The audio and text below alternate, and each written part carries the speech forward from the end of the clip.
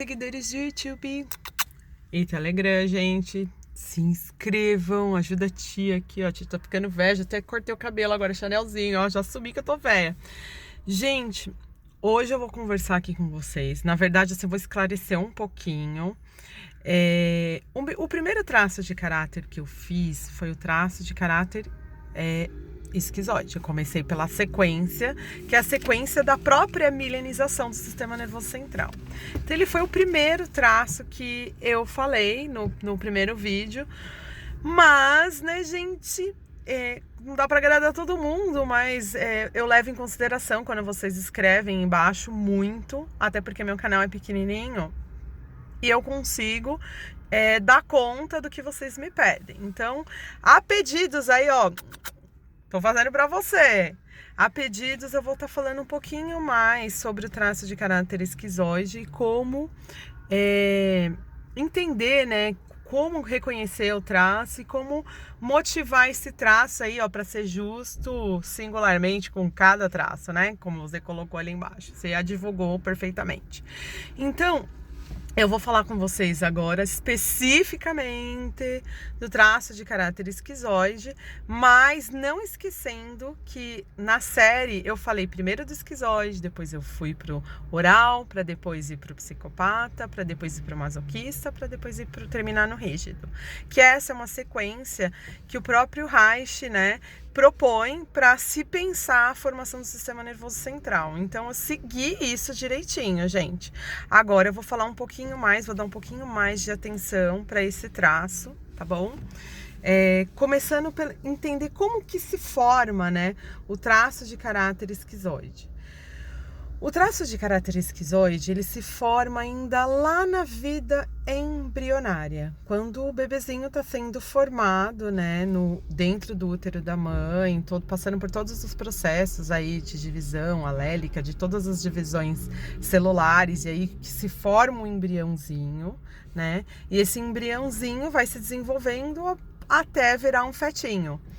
E aí o que acontece? Nesse meio do desenvolvimento intrauterino, a grávida, né, a mãe, né, que tá aqui do lado de fora, passa por várias questões, né, gente? Então, assim, a gente nunca sabe quais são as questões que estão ali relacionadas com aquela gestante. Porém, o que eu posso adiantar aqui, que esse traço, ele é formado justamente com essa interação, sabe, do processo gestacional e o reflexo que o processo gestacional tem no processo de desenvolvimento embrionário e a própria milenização. Então, o que acontece, né? Vou dar, assim, sucintamente uma visão, né, para vocês entenderem como que a coisa acontece. A mulher, quando ela tá na fase gestacional, que tá ali nos primeiros dias, né, com o embriãozinho, até ele se formar feto e tudo mais, a mulher, às vezes, muitas mulheres não sabem nem que estão grávidas, entendeu? Tem muita mulher que ela só vai descobrir depois que já passou da fase embrionária, inclusive, né? E aí, o que acontece? Seja por qualquer motivo, até mesmo uma gravidez bem planejada e coisa e tal, em qualquer tipo de gravidez pode acontecer, isso é uma coisa que é incontrolável.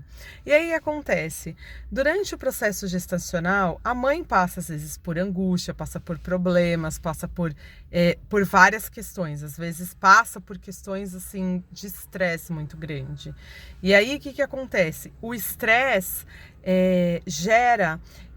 Eu vou colocar alguma coisa como o cortisol. Eu vou ir para um pouquinho para bioquímica. Não sei se eu vou conseguir explicar isso, que é uma coisa bem científica, para vocês poderem entender de uma maneira fácil. A gente é pura bioquímica, né? Então leva isso em consideração. Nosso corpo é bios, né? Então a bioquímica tem toda uma ação dentro do corpo. No processo gestacional, Bárbara, como cientista, né? Encaro a gravidez como um grande processo inflamatório. Tudo começa por aí. Pode ter outros ginecos, outras pessoas que podem pensar de uma outra maneira, mas a grande maioria dos cientistas que são cientistas mesmo encaram a gravidez com um grande processo inflamatório. É uma invasão, né, blastocística que rola ali no intraútero, entendeu? Então, e o que acontece? Por ser um processo de invasão, né, blastocística e tudo mais, e eu entender como um grande...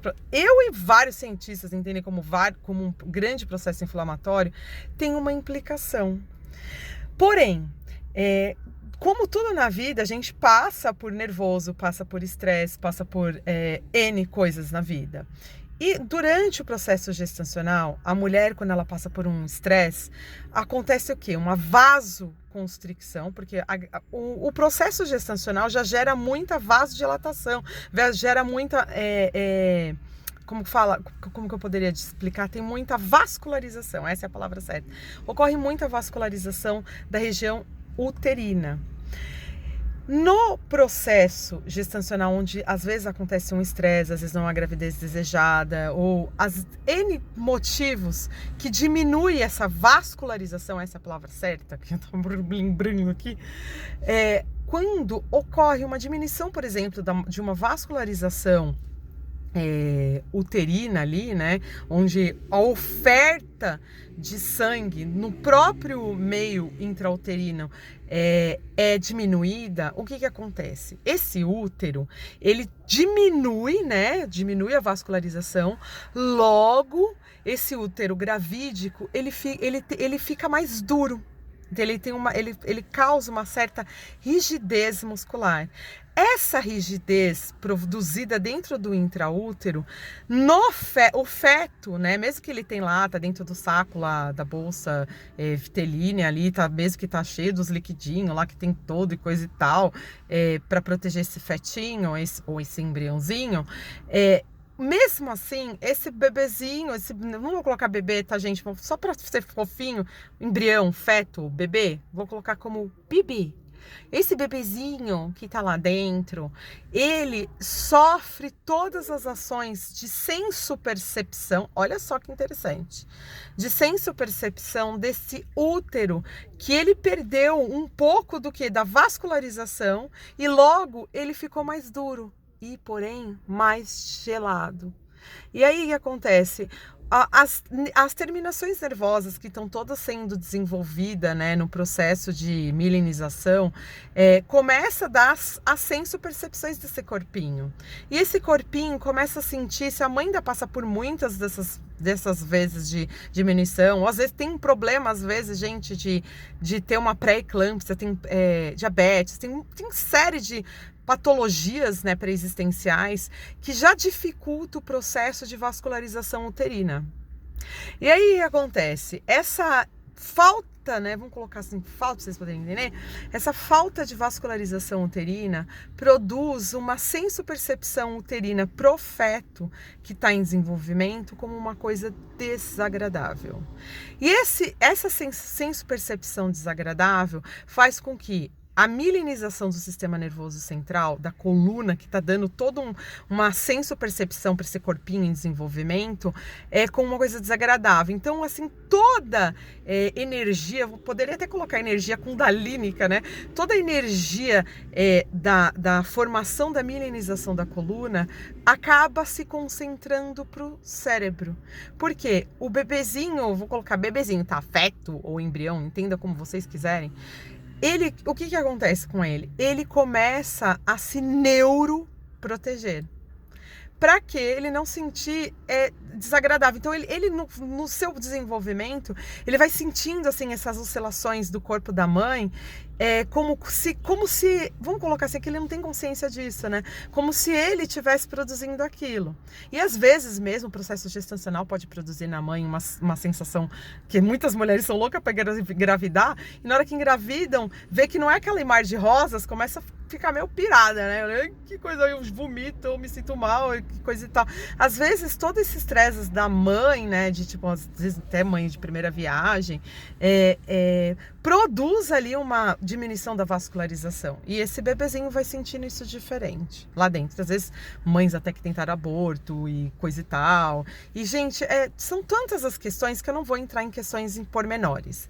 Porém, eu quero só que você entenda que a relação útero, né, e a diminuição da vascularização e a sensopercepção daquele feto que já está em desenvolvimento, vamos colocar assim, passou da fase embrionária, já está sentindo, começa ao quê? A se neuroproteger. E aí, essa neuroproteção, o que que faz? Ele se desligar dos sentimentos, né? Porque aí você começa a entender por que o traço de caráter esquizoide, ele tá muito mais voltado para a racionalização e ele não gosta muito de contato, não gosta muito de que pegue nele. Porque as primeiras sensopercepções do desenvolvimento neurológico desse bebezinho foram desagradáveis para eles no meio intraútero. Mas quem te falou isso, bebê? Não, é só uma observação que o Reich fez com uma certa padronização de algumas relações com a gravidez e comportamento da gestante e coisa e tal, e todo um apanhado, e todo um estudo de comportamento versus reflexo de como foi aquela gravidez, de como foi aquela gestação. E aí o que acontece? Esse bebê, esse feto em desenvolvimento vai tendo essa sensopercepção alterada de desconforto. E aí ela vai se neuroprotegendo. Tanto que a relação do corpo, você pode ver se é um corpo que é muito mais magro, que tem quinas e que se mostra muito mais a parte óssea só se desenvolvendo ali e pouca massa muscular e um cabeção muito grande. Por quê? Porque a energia prânica, vamos colocar assim, se você for uma dessas pessoas que acredita nisso, que nem eu, mas a energia toda kundalínica, a energia toda da mielinização, agora falando numa linguagem mais neurológica, toda a mielinização foi para o sistema nervoso central. E aí, essa região do crânio, né, e do próprio cérebro ficou muito mais desenvolvido. Então você vai ter pessoas extremamente geniais, pessoas extremamente inteligentes e pouco emocional. E pouco dada para o contato. Porque, olha, só para você poder entender, porque os primeiros contatos da pele, né, mesmo que estava dentro do saco vitelíneo ali, era uma sensopercepção ruim, porque aquela mãe, não é que a mãe é culpada, tá, gente? Que processo gestacional a gente não escolhe. Às vezes você tem uma hiperemese gravídica fodida e aí você só vomita, você vai ficar feliz de ficar vomitando? E toda essa infelicidade, cortisol, passa para onde?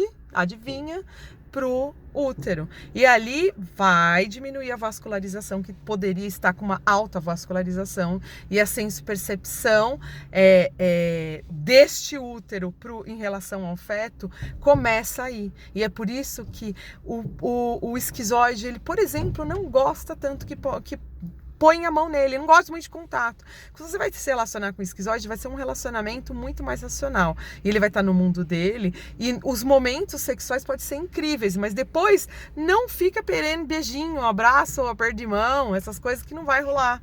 Por quê? Porque é um traço de caráter muito mais voltado para o mundo deles. Ele se neuroprotegeu de um útero que para eles era um útero desconfortável. Tá? Vamos colocar assim, para não se sintam culpadas, mães, tá?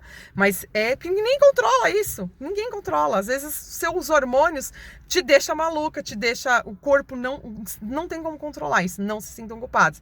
Mas para você poder entender por que às vezes tem um filho, uma filha, que tipo, não gosta que a vovó pegue, não gosta que beije, não gosta que fique segurando na mão, não gosta dessas coisas todas. Porque desde a relação intraútero, a sensopercepção corporal deste bebezinho, deste fetinho, deste embriãozinho, não era agradável para eles. Então eles se neuroprotegeram e com isso, essa neuroproteção desenvolveu um corpo magro, com quinas e um cabeção, entendeu? Típico, parecendo um ET. Mas se a gente levar para o lado mais científico, a gente entende que na verdade é uma relação uterina, né? Onde o útero pouco vascularizado às vezes ele ficava duro e gelado e o bebezinho sentia aquilo como uma coisa desconfortável. E isso, gente, é realmente científico.